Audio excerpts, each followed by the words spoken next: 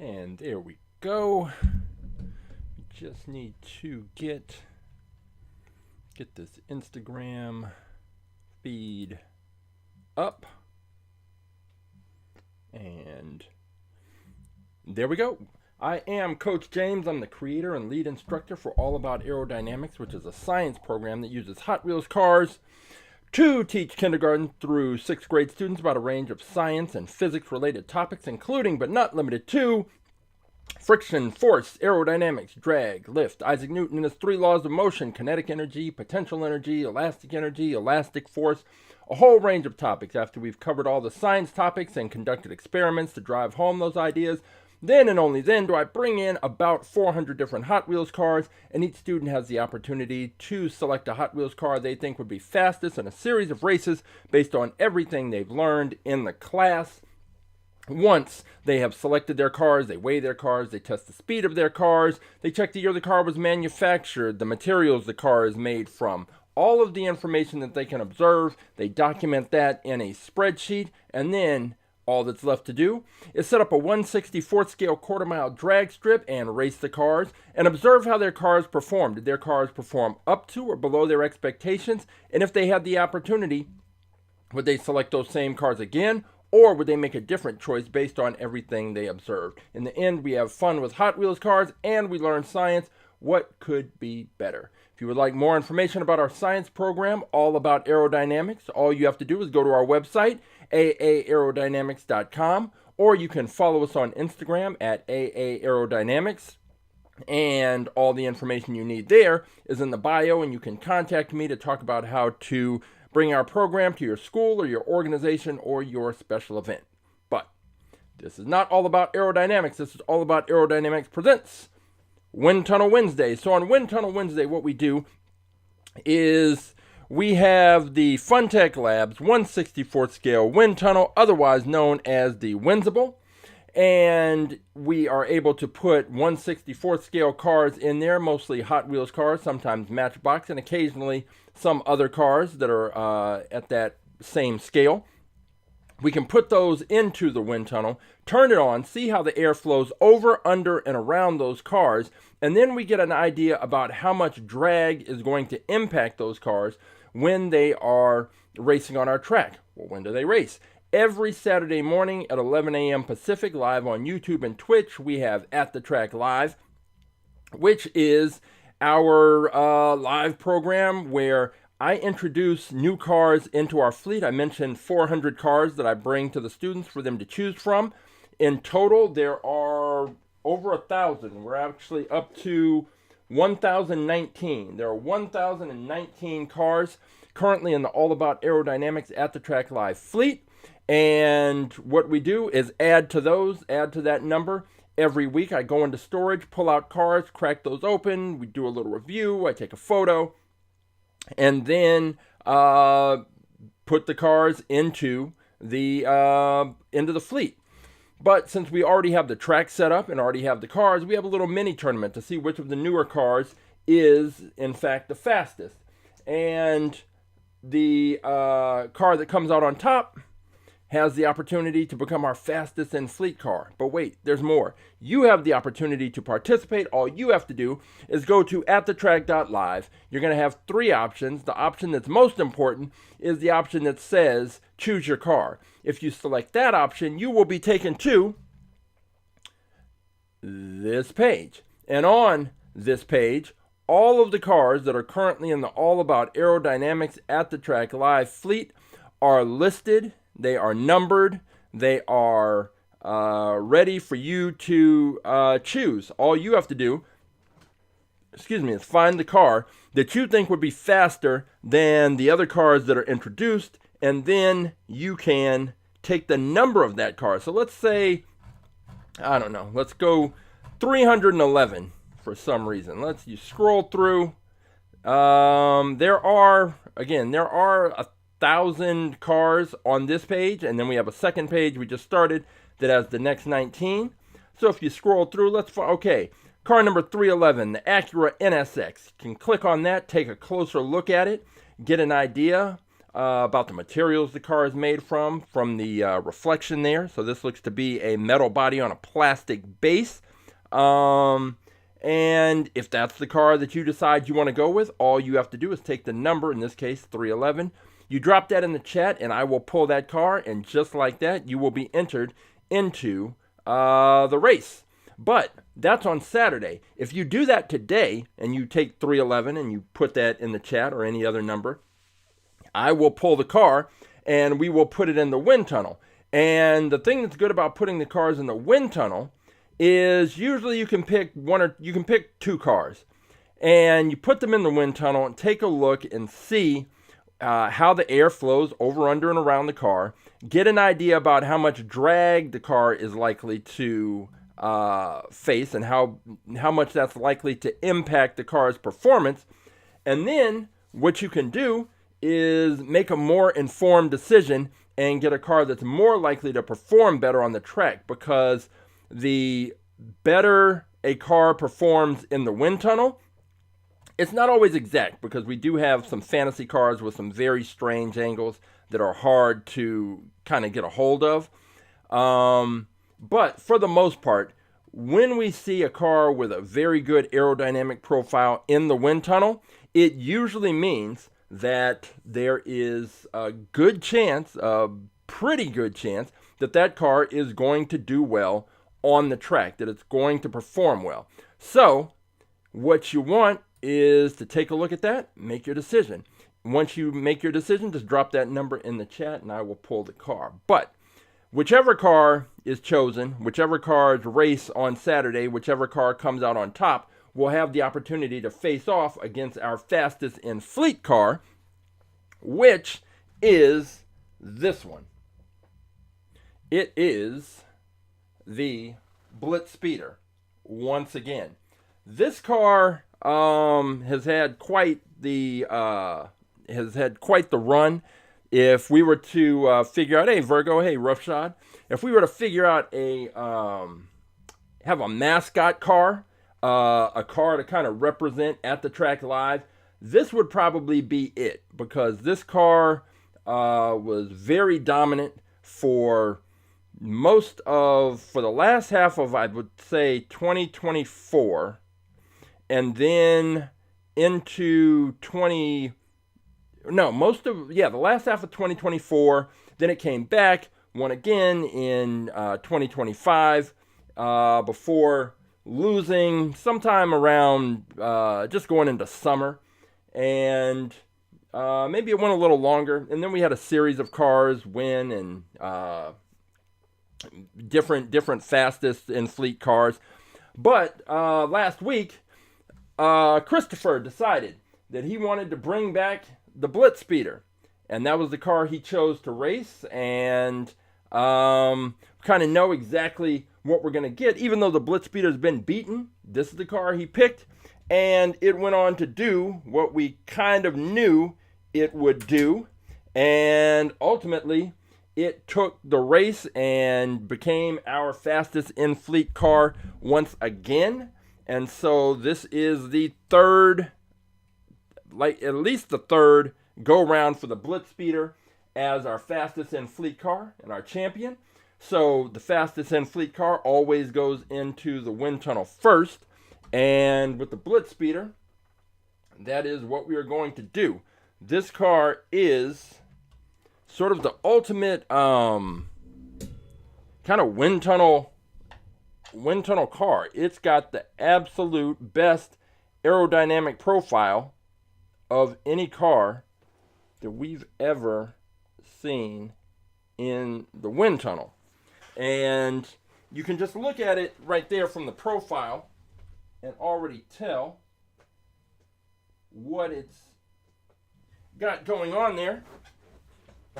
And the most important thing with this car is that there is nothing to obstruct that airflow.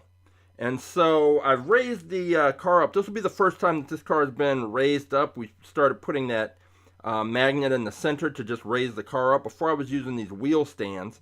But the magnet is a little less complicated. Just one item there raises the car up. But what we should see is how good the aerodynamic profile is on this car. So let's go ahead and fire this up.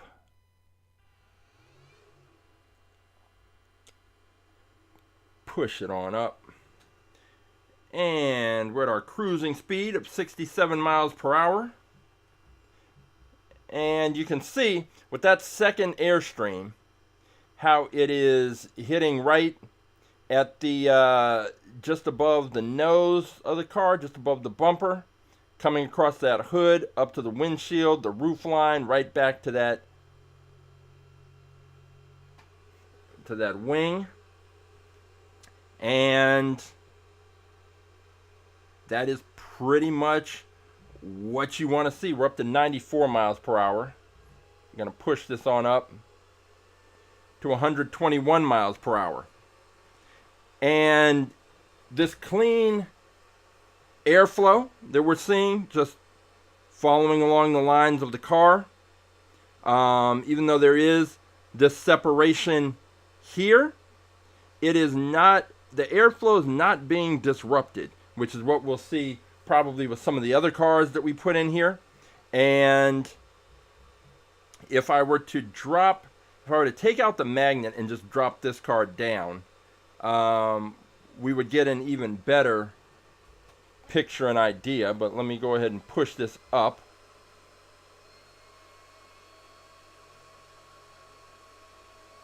Up to 174 miles per hour. And we do see that detachment, but for the most part, this air is just flowing right up over this car. It's not, there's nothing to disturb the airflow, create that turbulence, which is what we'll see when we put other cars in there, especially more traditional cars that have a windshield at a standard angle. We'll see that the airflow tends to get disrupted around the roof line, and the airflow, it will just peel off. It'll result in a change of pressure, which will ultimately work against the car's forward momentum. But what I'm going to do, I'm actually going to, because that was at 174, I'm going to slow this down, and I'm going to remove the little lift and just put this down, because I think it helps give a better picture of what's happening with this car when we have that first smoke stream hitting right at the bumper. So let's go ahead and fire this back up. So see, now we have that first smoke stream hitting right there at the bumper, and then moving up over the hood to the windshield, the roof line, across all the way back to that wing. This is at 80 miles per hour. Let's go ahead and turn this up.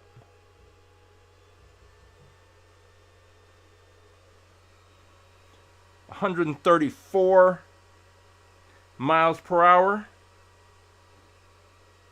Let's go ahead and push it up even faster. 161.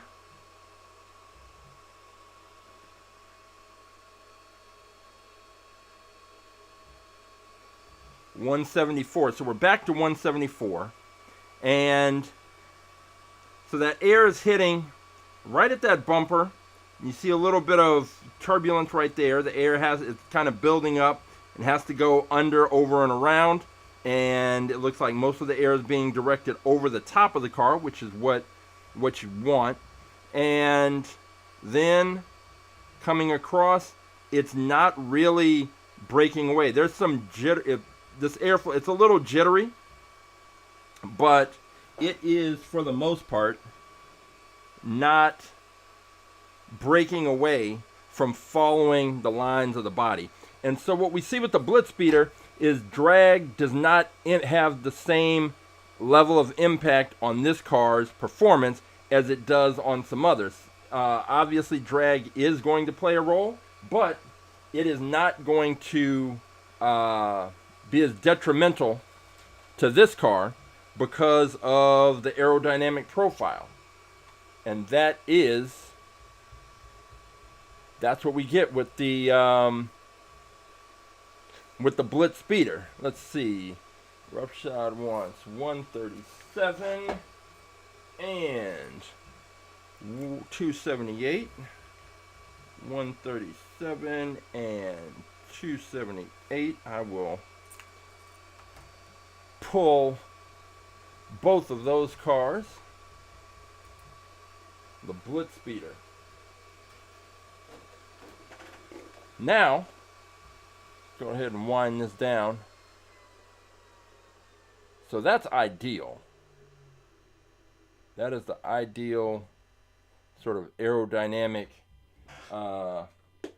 flow that we want to see. But there are some other cars. There are a couple of interesting cars that we had this past Saturday, and actually both of these next two we're going to look at came courtesy of Roughshod and Virgo. This first one is this Ferrari, and this is a Ferrari SF90 Stradale, and this one is interesting because of this grille. And on the real Ferrari, this grille would have openings specifically designed to direct that airflow. But on the Hot Wheels version, that area is all sealed up with plastic. There's a little plastic grille you can kind of see behind there. And I'm going to be curious to see what happens when this car is in the wind tunnel. How much does that area being sealed create a bigger frontal area for this car to have to overcome? So let's go ahead and switch over here. Take a look at this Ferrari right here. Good looking car. Ferrari, can't go wrong. But even with a Ferrari, and even with, what appears to be a very good aerodynamic profile, it still has to deal with the kind of limitations of an actual car, whereas something like the BlitzSpeeder and the other fantasy cars we've seen that have tended to do pretty well on the track don't have to worry about that. So let's go ahead and push this up. We've got it right there at 67 miles per hour, our cruising speed, and you can already see that from an aerodynamic standpoint, it's a Ferrari. It's going to have a very good aerodynamic profile. And we can also see that air is in fact hitting that front, hitting right there where we pointed out where that grill was. And you can see it's kind of building up there a little bit, but let's go ahead and push the speed up to 107 miles per hour. Oh, my mistake. Thank you. I wasn't on the wind tunnel. So this is what we're doing. Let me drop this back down to 67 so we can see where we started. And right there where the air is kind of building up, but going to push this up again up to 107 miles per hour. And you can definitely see where that air is hitting. I mean, it's hitting right dead on that nose, right at that, I guess it wouldn't, sort of above the splitter, right where that grill was that we pointed out. And let's push this up and see what we can see. 134 miles per hour. And this is still really good because even though that air is hitting right here, you can see it's coming up over the top. The air that is coming over the top is coming up here, and you can it's a little faint, but you can see it still following the path and the lines of the car. And that's exactly what you want to see. So, I guess the Windsible decided it had seen enough. Well, we weren't through taking a look. So let's go ahead and push this up a little back. Get this speed back up. And the Windsible people, they're pretty good. I contacted them and they gave me some information about changing the filter out to get back to having these crisp air streams, which is great. But I forgot they didn't really have a fix for this thing shutting off just randomly. That they didn't have a fix for that, but we can always fire it back up.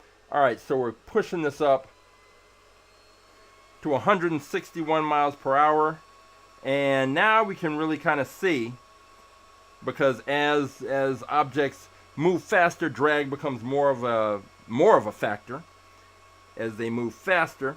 So we can see the air building up here and then coming up over the top right there.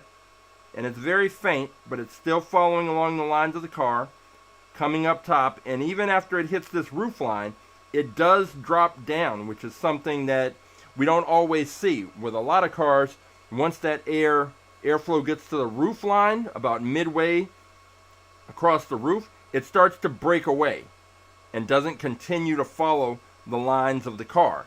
But we're seeing that here. So that is definitely a good sign. And so with this Ferrari, it's got a great aerodynamic profile, which means that ultimately it's going to come down to matchups and which car this car gets matched up against. And if it gets matched up against a car with similar or slightly worse aerodynamic profile, then this car is probably going to take that race. So we have that car, which was one of our new entrants, the first of the new Ferraris, courtesy of Roughshod and Virgo. And in the pack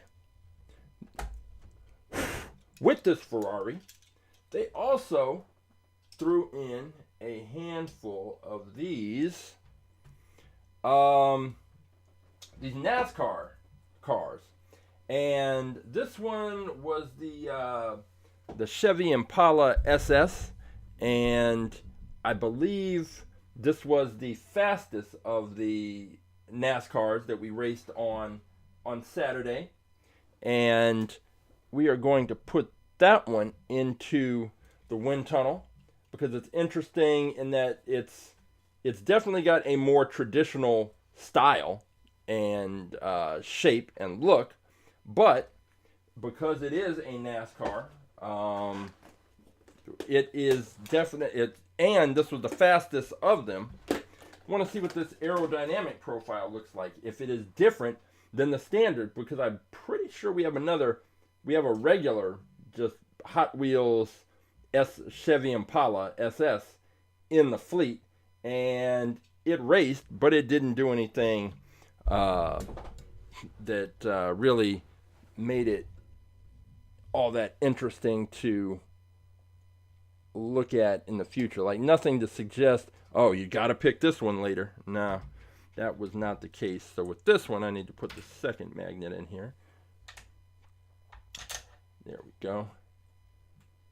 Slide this here. Get this car in. And we will take a look. Might actually have been able to just sit. First, I'll just try and sit it, because this car is pretty big, but there we go. All right, we'll just sit it there.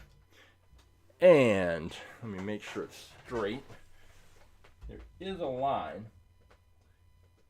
on the Windsible, it shows exactly where the air is going to flow from. So I always want to make sure the car is lined up right in the middle. And let's check out this Chevy Impala NASCAR. All right, pushing it up to 67 miles per hour, our cruising speed. And let's go ahead and push it up. Let's see what we see.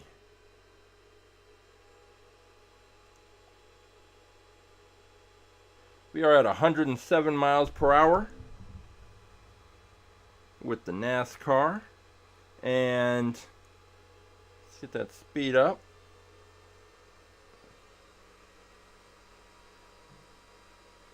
We're up to 147 miles per hour. And what you can see is when you see that air kind of swirling around, you see it right there and you see it right here. And so the air, it's hitting right at the front. Some of it you can see going beneath the car, and then the majority's coming up over the top, coming across the hood, and right at that transition from the hood to the windshield. It's a little bit of turbulence there, but the air is still flowing up the windshield and across this roof line. And then when it gets to the back, now unlike the Ferrari, with the Ferrari, when that air got to the back of the car, it actually flowed down the slight angle towards the back end of the car. With this one, not so much. The air's coming down just a little, but it comes off the roof and then it's coming straight across until it gets back to that wing. And so right underneath there, we're seeing this little bit of turbulent air where that airflow is detaching, pushing this up to 161 miles per hour. And this is still very good. And so I'm wondering if with this car, because this is not manufactured by Mattel, and so I think it may be like what we saw with the John Force Peak Antifreeze funny car. That company created a scale car with very specific, that was much closer to the actual car than a Hot Wheels car. A Hot Wheels car, they tend to, take some liberties, make it a little wider, make it a little narrower, do some things to kind of make the car look cool. Whereas some of these other brands are trying to make exact scale die-cast replicas of the real cars.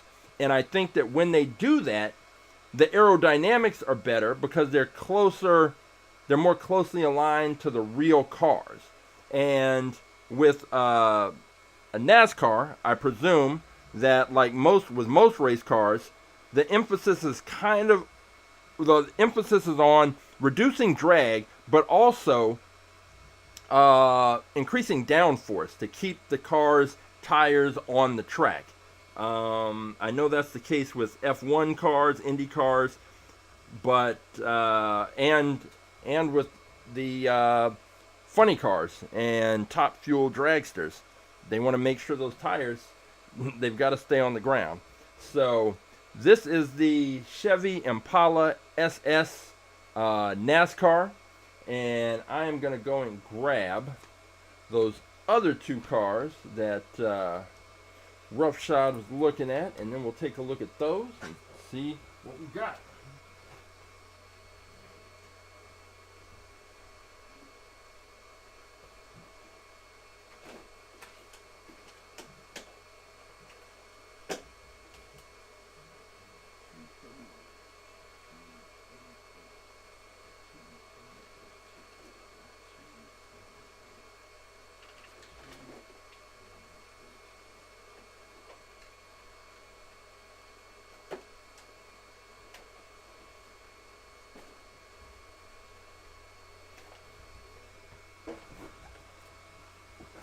All right, let's go ahead and turn this down.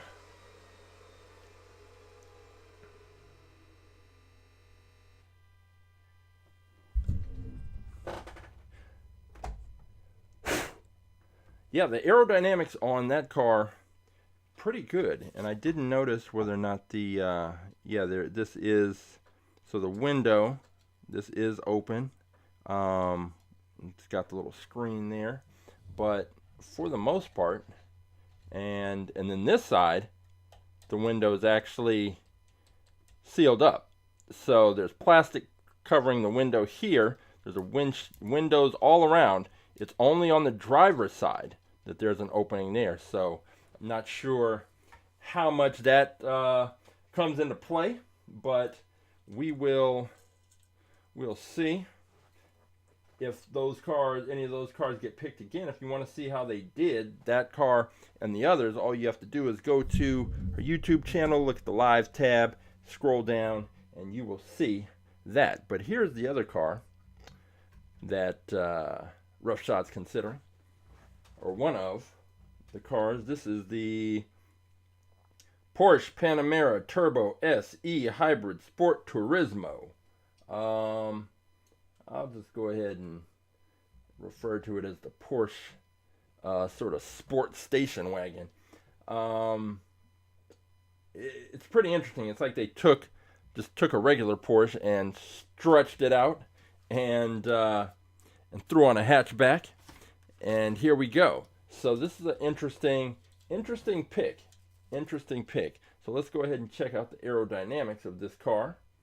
Put it in the wind tunnel, see what we can see. Boom, boom, boom, switching over. Just sit it there. I guess unless these cars start to roll out of the way, then I don't really need to do much. This one's lined up very well. And let's go ahead and take a look. I'm trying to think, if we had station wagons, I think there's one that I think I'm forgetting, a station wagon that did pretty well, but we definitely haven't had one that has been our fastest in fleet car. So this would be a first if this Porsche can pull it off, if that's the car that Roughshot ends up going with. So here we are, 67 miles per hour, and just taking a look at this car and seeing what we see. Gonna go ahead and push the speed up a bit.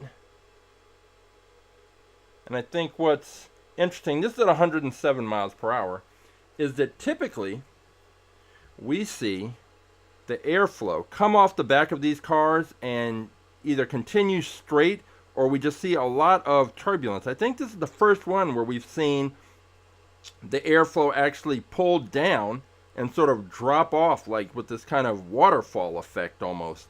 It's pretty interesting, something different that I don't remember seeing before. So let's go ahead and push this speed up. And this actually, aerodynamically, we're at 134 miles per hour.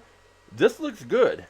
I don't know if this is going to be ultimately the car that he goes with, but this does look good. That airflow is not breaking away from following the lines of the body, right up across the nose, the hood, right to the windshield, across the roof line, and then it follows all the way down and drops off right there. This is, I mean, I guess it's still a Porsche. They just kind of just stretched it out. If you took out this whole middle section and squished it back together, then you'd have like a 911 or something. But all right, let's push this up. Pushing this up to 174 miles per hour, and yeah, this airflow, this is impressive. This really is, because it typically, we haven't, like I said, we've had station wagons on the track before, but they just haven't had this kind of aerodynamic profile. I mean, we've had very few cars that have had an aerodynamic profile that looked this good. The fact that that air is not breaking away from the roof line right about here and going, just out, means that this car is reducing able to reduce the impact of drag. And yeah, this is at 174. This is definitely a very impressive airflow and aerodynamic profile on this Porsche. I didn't really expect it, just because it is a station wagon. And so you kind of have those preconceived ideas about what a car is going to do, which is why, we've got to put the car in the wind tunnel. We can't just guess, just put it in the wind tunnel. And the same thing about racing the cars on the track, that, you have assumptions about what a car is going to do based on what you've seen before, but I wouldn't have thought that this car would have done this. So does it mean that it's going to be fast on the track? Not necessarily, but it means that it is going to be reducing the impact of drag, and therefore, I don't know about the weight of this car. We'll find that out on Saturday if he goes with this. But yeah, that was outstanding. Yeah, that sort of, it's got a bit of a teardrop shape, but I think the fact is it's a Porsche, and if you take out that back door and just sort of move this, just sort of squish it, put it back together again,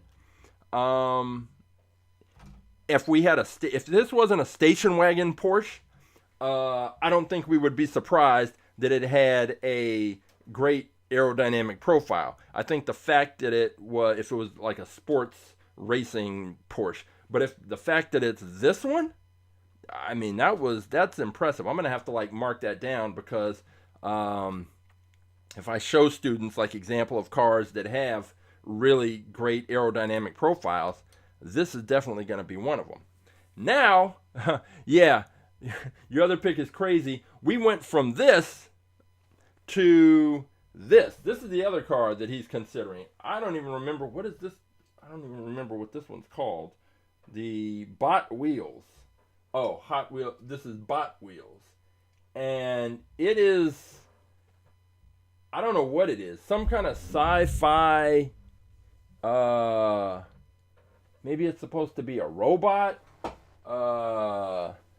Some kind of futuristic army attack vehicle. I don't know what to make of this thing.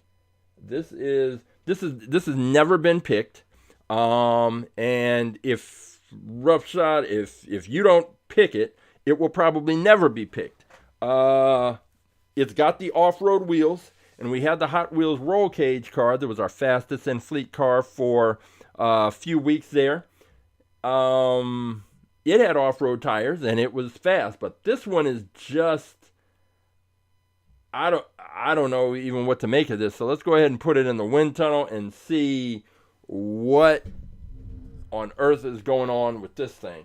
All right, the hot Bot Wheels. Let's switch over here. Drop it in. I don't know what to make of this thing, but it should be interesting.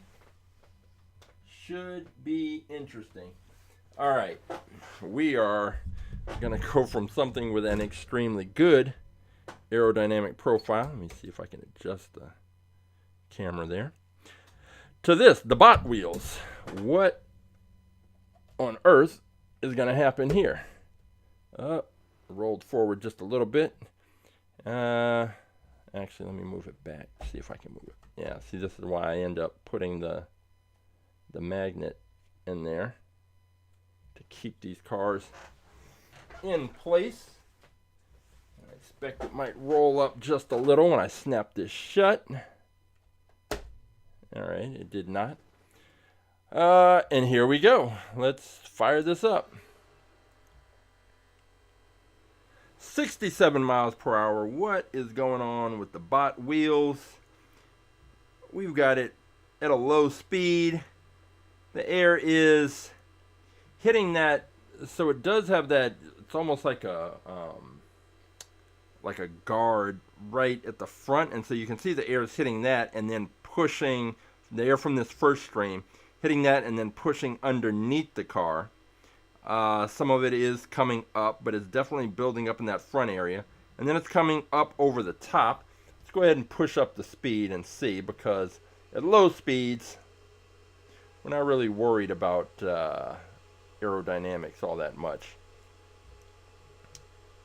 And now we can definitely see up at 100. We're up to 121 miles per hour. We see that that air that's hitting right at the front is, for the most part, it's all being directed underneath the vehicle. And once it's underneath, we're seeing air spilling out from the sides. But now let's look up to that second stream that's hitting right kind of just above the nose and coming up between these two. I don't even know how to refer to them.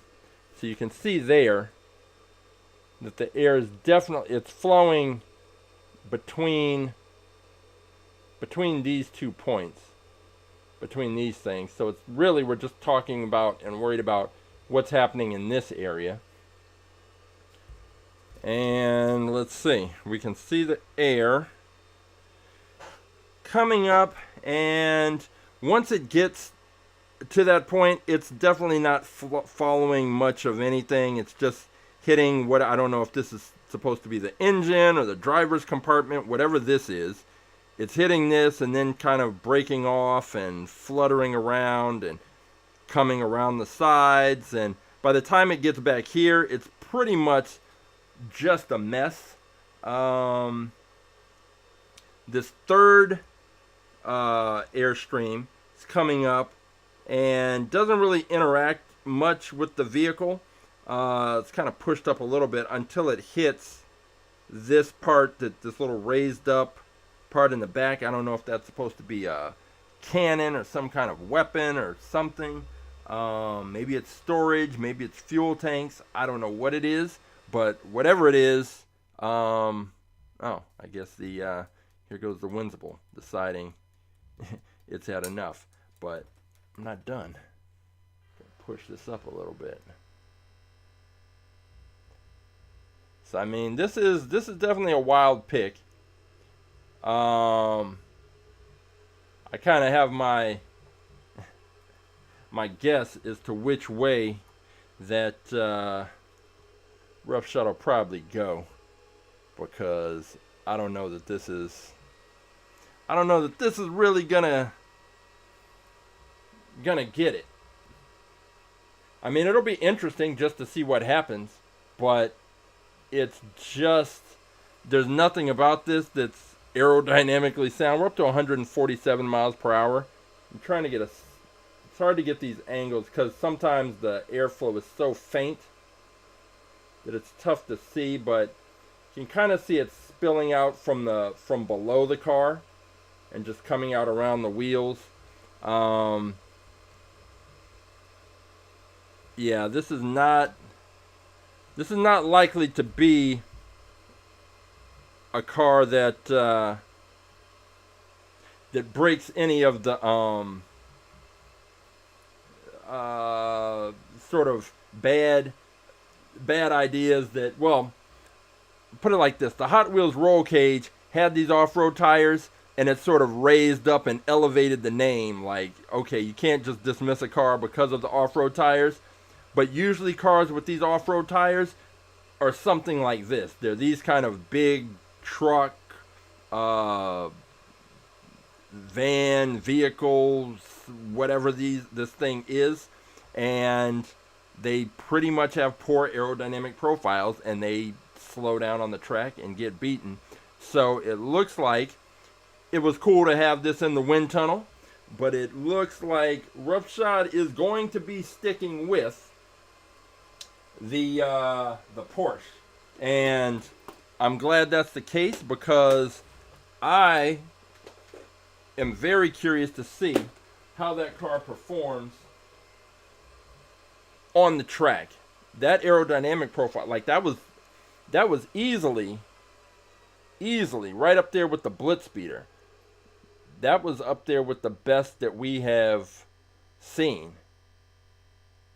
And the question now is going to be, what is the weight? We'll find that out on Saturday.